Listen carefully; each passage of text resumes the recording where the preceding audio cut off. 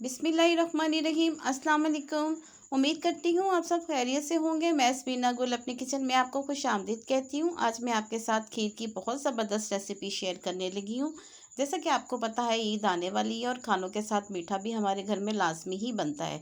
इस रेसिपी को आप ज़रूर ट्राई कीजिएगा। बहुत ही मज़ेदार और बहुत ही कम चीज़ों में ये तैयार हो जाती है। वीडियो को एंड तक वॉच कीजिएगा। अगर मेरी वीडियो आपको अच्छी लगी तो इसको ज़्यादा से ज़्यादा शेयर भी कीजिएगा। और आए चलते हैं इस ज़बरदस्ती रेसिपी को बनाने की तरफ। यहाँ पर मैंने 1.5 किलो दूध लिया है, जिसमें से मैंने तकरीबन 2 कप दूध निकाल के साइड पे रख लिया है। उसका मैं बताऊंगी कि आगे चल के हम क्या करेंगे। और बाकी दूध जो है उसको हम बॉईल कर लेते हैं। यहाँ पर मैंने फुल फैट दूध लिया है, आप डिब्बे वाला दूध भी इस्तेमाल कर सकते हैं। यहाँ पर जो 2 कप हमने दूध निकाल के रखा था, इसमें मैं शामिल करूँगी 1 कप चावलों का आटा।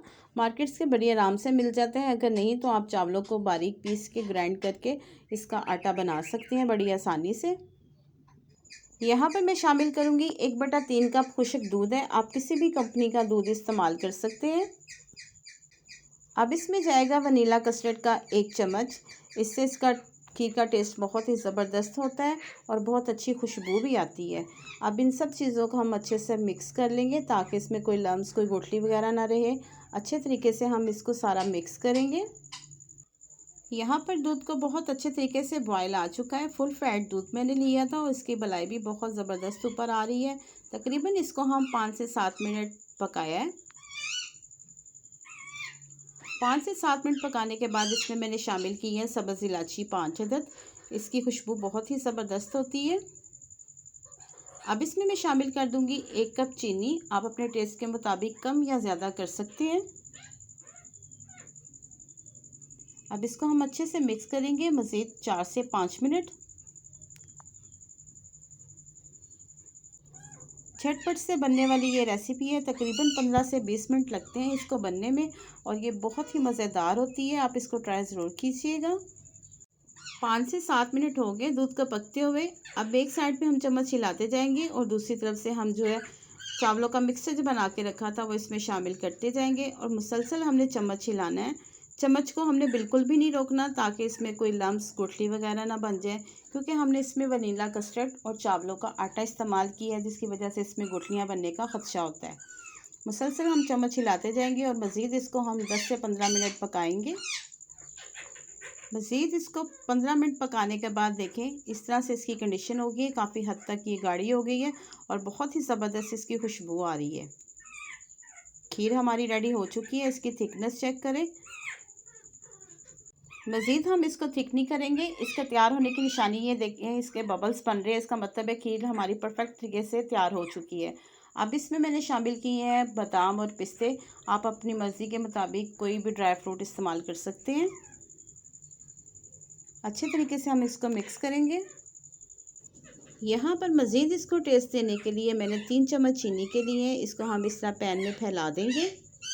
यहाँ पर हम चीनी को कैरमलाइज़ करेंगे। मैंने थोड़ा सा पानी ऐड किया है।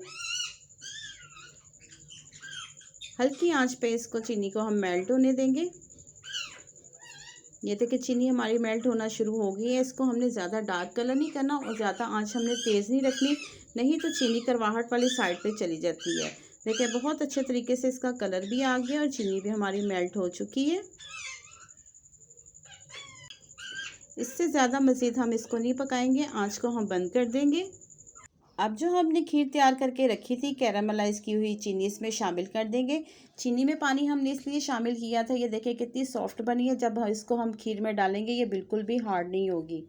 और कैरामलाइज़ की हुई चीनी अगर हम खीर में डालेंगे तो इसके कलर में भी बहुत फ़र्क पड़ता है और इसका जायका भी बहुत ही ज़बरदस्त होता है। अब अच्छे तरीके से हम इसको मिक्स करेंगे। अगर आप मेरे चैनल पे नए हैं तो प्लीज़ मेरे चैनल को सब्सक्राइब कर लीजिएगा और अगर मेरी वीडियो आपको अच्छी लगी तो इसका फीडबैक आप मुझे ज़रूर दीजिएगा और मेरी वीडियो को ज़्यादा से ज़्यादा शेयर भी कीजिएगा।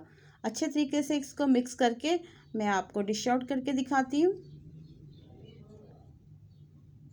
अब मज़ीद इसको खूबसूरत बनाने के लिए मैं पिस्ता और बादाम मैंने ग्राइंड कर ली हैं, उससे मैं इसकी गार्निश करूँगी। आप जिस तरीके से चाहें इसको गार्निश कर सकते हैं, ड्राई फ्रूट ऊपर से भी डाल सकते हैं, लेकिन स्पेशल ईद के लिए आप बना रहे हैं तो इसको बहुत खूबसूरत तरीके से सजाइएगा और मेहमानों को पेश कीजिएगा। अब इसके ऊपर मैं गार्निश करूँगी बादाम, जिसको मैंने हाफ़ कर लिया था, ये सेंटर में लगा दूँगी। अगर आप इस रेसिपी को ट्राई कीजिएगा तो इसको फीडबैक आप मुझे ज़रूर दीजिएगा। माशाल्लाह से देखें, इसकी थिकनेस चेक करें, बहुत ही मज़ेदार है।